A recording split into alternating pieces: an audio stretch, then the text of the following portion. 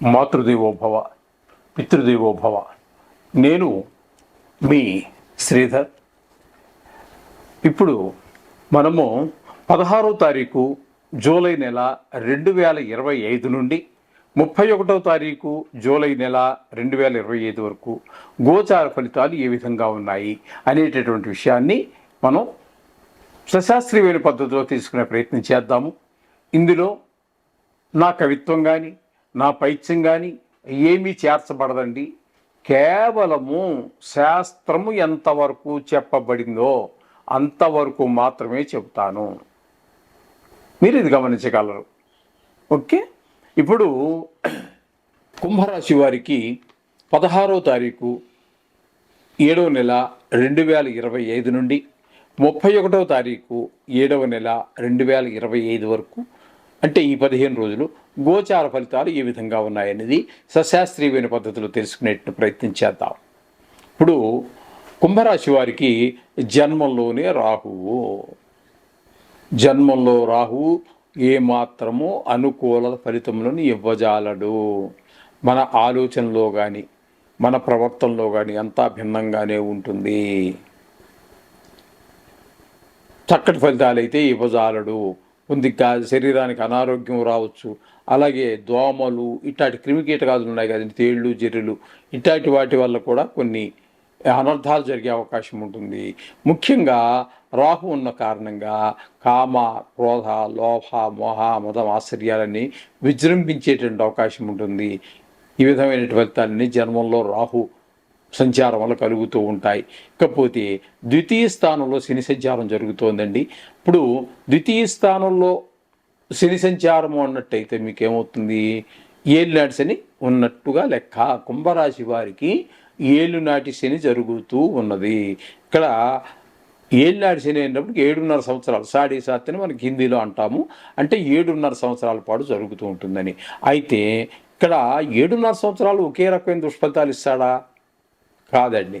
ఇక్కడ 7.5 సంవత్సరాలు వేరువేరు ఫలితాలు ఏ విధంగా ఉంటాయంటే, ఇప్పుడు కుంభరాశి వారికి ద్వితీయ స్థానంలో ఉన్నారు కాబట్టి ఇక్కడ ధనానికి ఇబ్బంది కలిగే పరిస్థితులు ఏర్పడతాయి.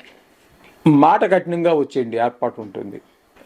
తద్వారా ఎదుటి వారు మన మీద ఇన్నాళ్ళ నుంచి పెట్టుకున్నటువంటి ఒక సద్భావన కూడా చాలా మంచివాడు అనేటువంటి భావన కూడా పోయి ఇంత దుర్మార్గం మాట్లాడతాడా ఈయన అనిపించేటటువంటి పరిస్థితులు కూడా ఏర్పడుతుంటాయి వాక్కు వలన.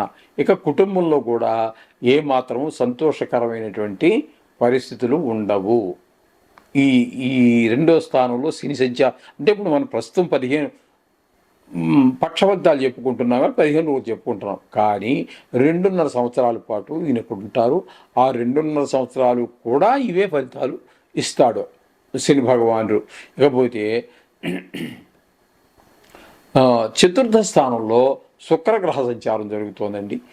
శుక్రగ్రహ సంచారము 4వ స్థానంలో అంటే సుఖస్థానంలో ఉండటం వల్ల అమ్మగారి యొక్క ఆశీర్వచనం మనకు బాగా ఉంటాయి. విద్యలో ముందుకు వెళ్ళగలుగుతారు. భూమి విషయంలోను, గృహ విషయంలోను, వాహనాల విషయంలోను, మన స్వభావం విషయంలోను అందరూ మెచ్చుకునేటట్టుగా న్యాయబద్ధంగా ధర్మబద్ధంగానే ఉంటుంది. ఈ విధమైనటువంటి ఫలితాలన్నీ కూడా శుక్ర భగవానుడు మనకి ఇస్తూ ఉన్నాడు. అలాగే టీవీ రంగంలో ఉన్నటువంటి వారికి, సినీ రంగంలో ఉన్న వారికి అందరికీ ఉపయోగకరంగా ఉంటాడు. అలాగే షేర్ మార్కెట్లో పెట్టుబడి పెట్టేటటువంటి వారికి కూడా చాలా అనుకూలమైనటువంటి కాలము, లాభాలు వచ్చేటువంటి అవకాశంగా మనం శుక్రుడు చతుర్థ స్థాన సంచారం తెలియజేస్తూ ఉన్నది. ఇక 5వ స్థానం దగ్గరికి వస్తే 5వ స్థానంలో గురు యొక్క సంచారం జరుగుతున్నదండి.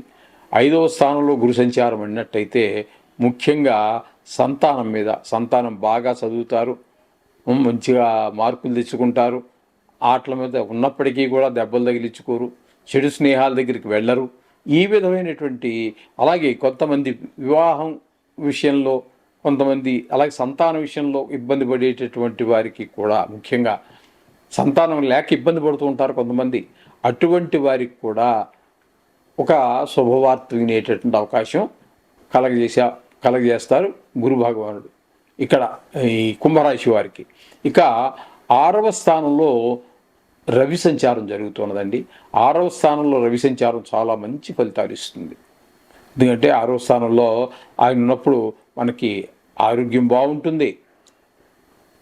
మీరు డబ్బులు అడగటమే ఆలస్యం. మీకు ఎప్పుడు ఉన్నాడు కూడా డబ్బు ఇస్తాడు. మీకు రుణాలు ఎవరికైనా అప్పుబడి ఉన్నారు, దాన్ని తీర్చేస్తారు. లేదు కొత్తగా రుణం కోసం ప్రయత్నం చేస్తున్నారు, అడిగిన వెంటనే ఇస్తాడు. పెద్ద సూటీలు కూడా అవి లేకుండా.